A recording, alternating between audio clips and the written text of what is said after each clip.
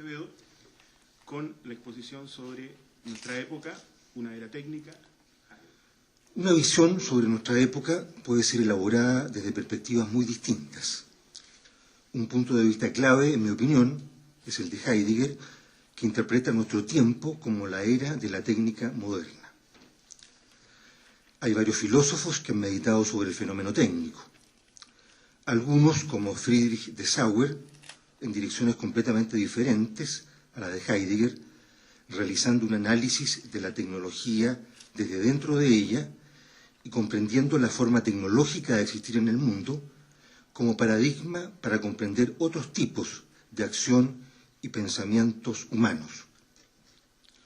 Otros, como José Ortega y Gasset, Karl Jaspers, Ernst Jünger y Julián Marías, coinciden con Heidegger en buscar una perspectiva no tecnológica o transtecnológica para dar origen a una interpretación del sentido de la tecnología. El pensamiento de Heidegger sobre la técnica se caracteriza por situar el tema, la técnica, en el núcleo mismo de su pensamiento. Esto quiere decir que su reflexión sobre la técnica no es periférica ni derivada dentro de su filosofía. Es, por el contrario, central y básica. Por otra parte, dicha reflexión está íntimamente ligada con asuntos decisivos que Heidegger abordó: el ser, la verdad, el hombre, el pensar, el lenguaje, la naturaleza, la realidad en general, el tiempo, el espacio. La esencia de la técnica moderna es designada por Heidegger con la palabra Gestell, imposición. También se ha vertido esta palabra como dispuesto, posición total, dispositivo, instalación, estructura de emplazamiento, disposición. Con este término se apunta hacia una instancia que escapa al mero arbitrio humano. Aunque en su emergencia han cooperado los hombres, ni su aparición ni su despliegue están, sin más, bajo directrices humanas. En este sentido, Heidegger no concuerda con los humanismos habidos hasta ahora, que paradójicamente ponen al hombre como centro de lo que hay e instancia decisiva dentro de ello, y al mismo tiempo no alcanzan a pensar al hombre a la altura de su dignidad. La imposición, reitero, es una figura del ser. En cuanto figura del ser mismo, no simplemente instrumento en manos del hombre, la imposición posee algo así como una dinámica propia, constituyendo por uno de sus lados la dimensión más radical de la historia de la humanidad. Si bien al comienzo fue inherente solo a la civilización europea occidental, su poder se ha hecho planetario. Todas las sociedades de la Tierra y las personas que las conforman están condicionadas por la imposición. ¿De qué manera? Por lo pronto, en cuanto que esta instancia induce al hombre a habérselas con lo que hay, reduciéndolo a stocks, reservas, fondos, existencias en el sentido comercial de la palabra. Bajo el imperio del ser como imposición, todo va transformándose en algo que debe encuadrarse dentro de una planificación general, en vista de su futura explicación, explotación y correspondiente consumo.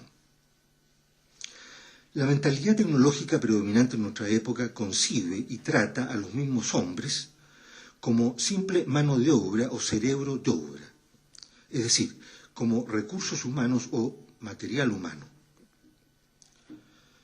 Esta apertura del hombre técnicamente modulada, que va de la mano con la imposición, erige la eficacia incondicionada como instancia suprema para evaluar a los individuos.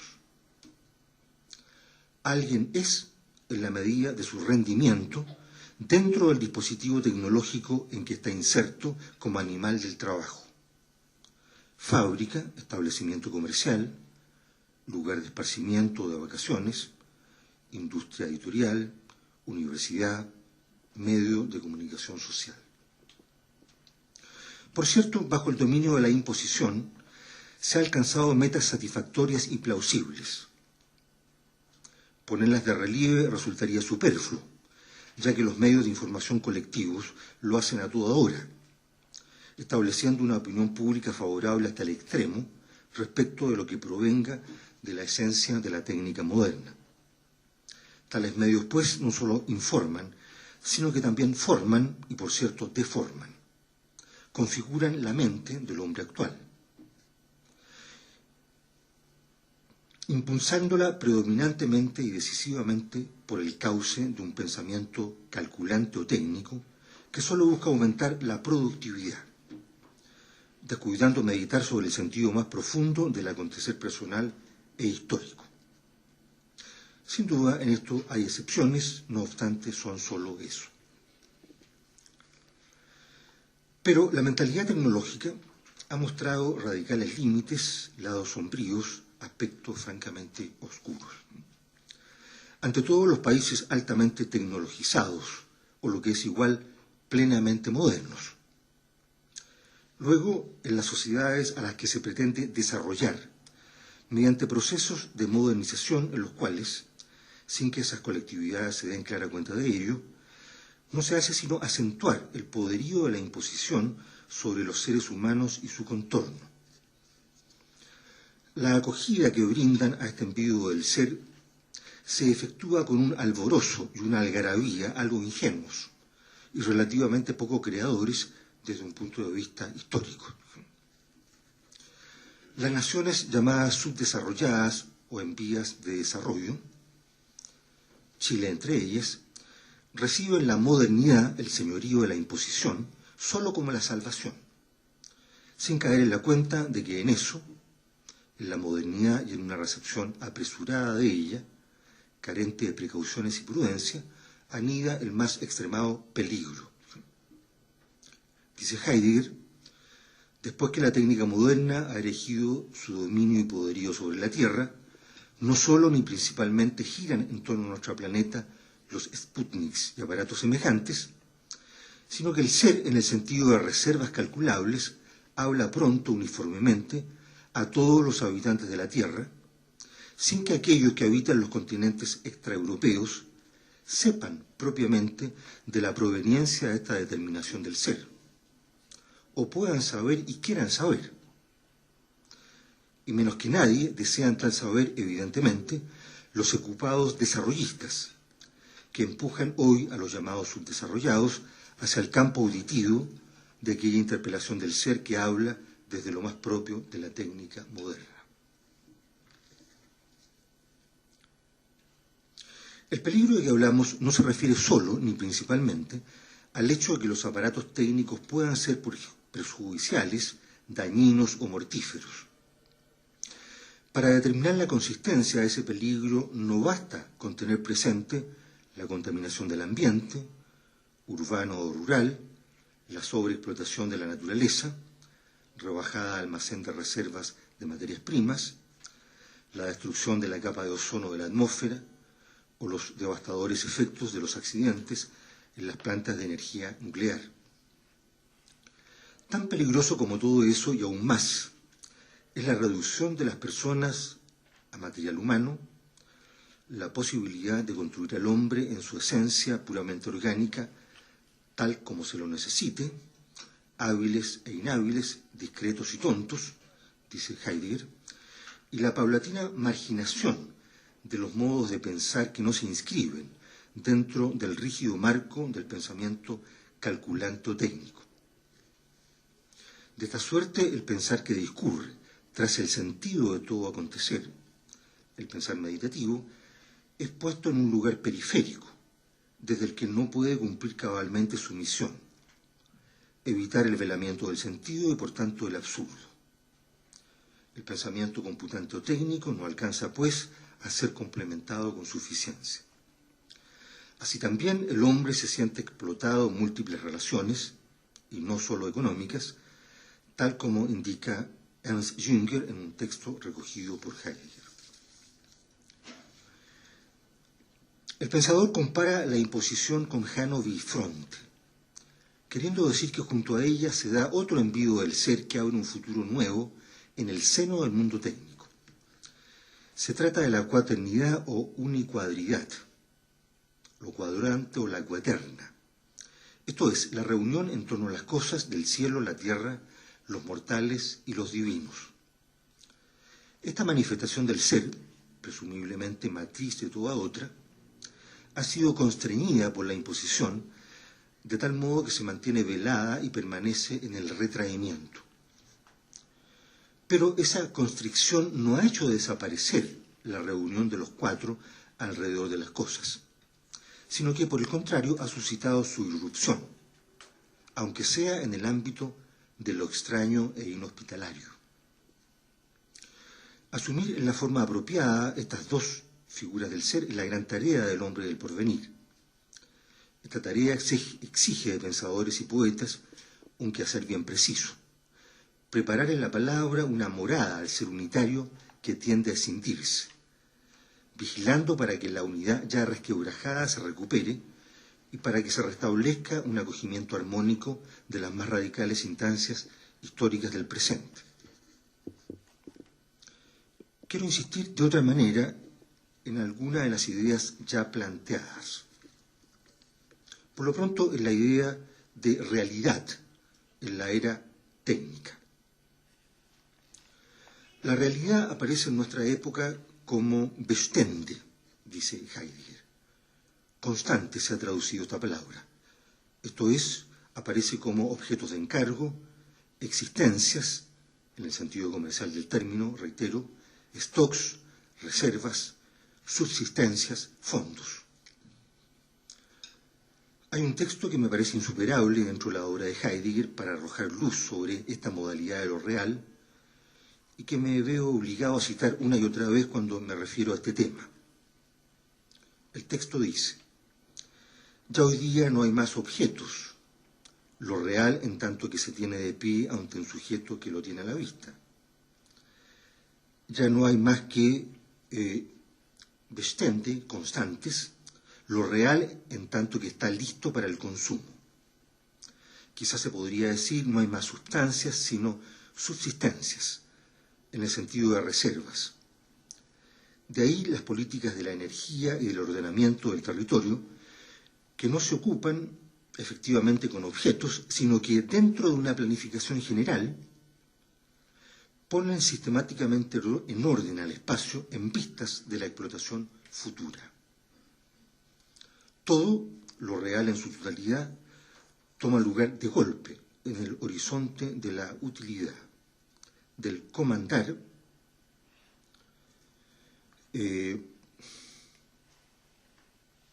o, mejor aún, dice Heidegger, del comanditar de lo que es necesario apoderarse.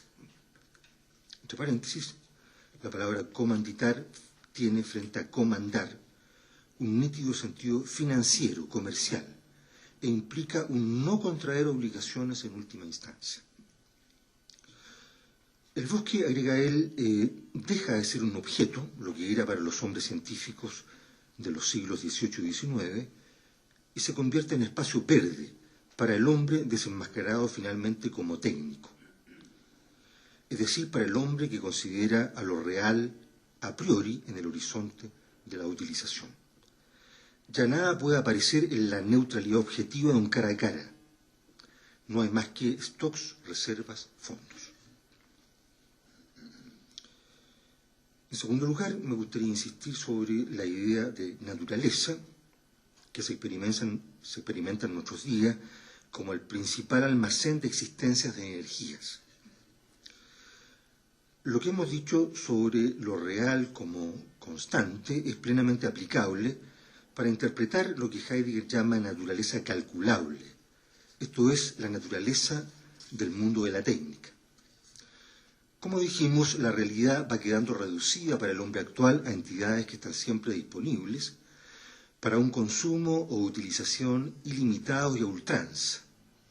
Es decir, la realidad va quedando reducida a existencias, en el sentido comercial de stocks, a reservas, en el sentido económico de la palabra, a fondos que pueden ser explotados sin miramientos ni especiales consideraciones. La naturaleza, dice Heidegger, se convierte así en una única estación gigantesca de gasolina, en fuente de energía para la técnica y la industria modernas.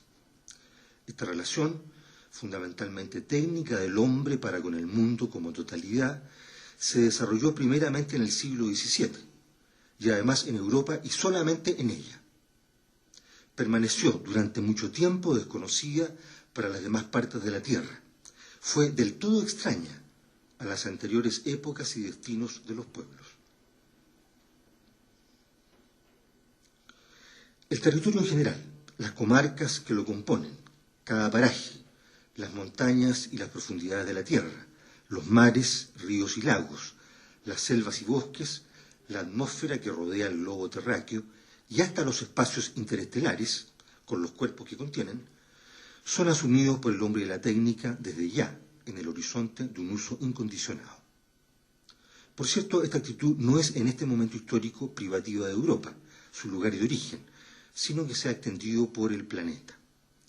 Y afecta a todo, inclusive lo más insospechado. De un bello paisaje saca provecho la industria turística. Del arte, la industria del disco, la cinematográfica o la del ocio. De los sentimientos, la publicitaria. La lista podría ser prolongada indefinidamente. En tercer término, el hombre se asume a sí mismo como ser vivo que trabaja, animal del trabajo, material humano. Esto es mano de obra o cerebro de obra. En su ensayo ¿Para qué poetas?, Heidegger agrega que en cierto modo la realidad natural y el hombre quedan emparejados, por lo que él llama la voluntad de la voluntad, en torno a su proyecto de dominio incondicionado respecto de todo lo que hay. Para este querer, dice, refiriéndose a la voluntad de la voluntad, todo se convierte de antemano, y por lo tanto de manera irrefrenable, en material de la producción que se autoimpone. La tierra y su atmósfera se convierten en materias primas, el hombre se convierte en material humano uncido a las metas propuestas. La instauración incondicionada de la autoimposición, por la que el mundo es producido intencional o deliberadamente, en virtud de un mandato humano, es un proceso que nace de la esencia oculta de la técnica. En cuarto lugar, el pensar.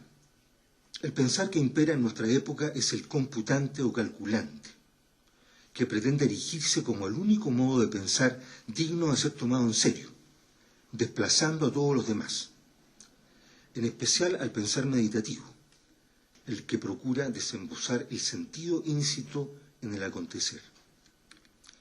Advierte Heidegger que no debemos entender el término calcular en el sentido estrecho de operar con números. Calcular, en sentido amplio y esencial, significa para él esperar una cosa, tenerla en consideración, contar con algo, poner nuestra expectativa en ello. De este modo, agrega, refiriéndose a la ciencia moderna, toda objetivación de lo real es calcular, ya sea persiguiendo los efectos de las causas, que aclara causalmente, ya haciéndose imágenes morfológicamente sobre los objetos, ya asegurando en sus fundamentos consecuencias de conexiones de secuencia y de orden. Comentando estas ideas, Jean Beaufret indica que aun cuando el saber científico moderno no culmina en un cálculo en el sentido matemático del término, de todos modos, en dicho cálculo impone su yugo el reino exclusivo precisamente del cálculo, con mayor rigor aún, por cuanto ya no necesita siquiera usar el número.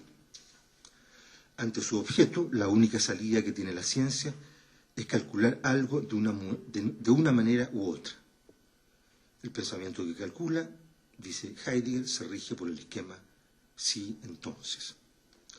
El cálculo matemático, por su parte, no es más que una restricción ideal del espíritu de cálculo que sostiene de cabo a rabo a la empresa científica.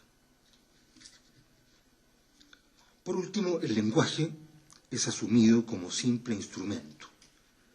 ya sea de comunicación, de información o de intercambio de noticias en el contexto de la cibernética. Refiriéndose al decisivo concepto de información, señala Heidegger. Información indica, por un lado, el dar noticia de, que pone al corriente al hombre actual del modo más rápido, más completo, menos ambiguo y más provechoso posible, sobre la manera en que sus necesidades, los fondos que éstas necesitan y la cobertura de estos quedan emplazados con seguridad. De acuerdo con ello, la representación del lenguaje humano como instrumento de información se impone cada vez más, pues la determinación del lenguaje como información proporciona en primer lugar y ante todo el fundamento suficiente para la construcción de máquinas de pensar y para la edificación de grandes centros de cálculo. En la medida, sin embargo, en que la información informa, es decir, da noticias, al mismo tiempo forma, es decir, impone y dispone. La información, en cuanto da noticia de, es ya también la imposición que pone al hombre, a todos los objetos y a todos los recursos, de una forma que basta para asegurar el dominio del hombre sobre la totalidad de la Tierra e incluso fuera de este planeta.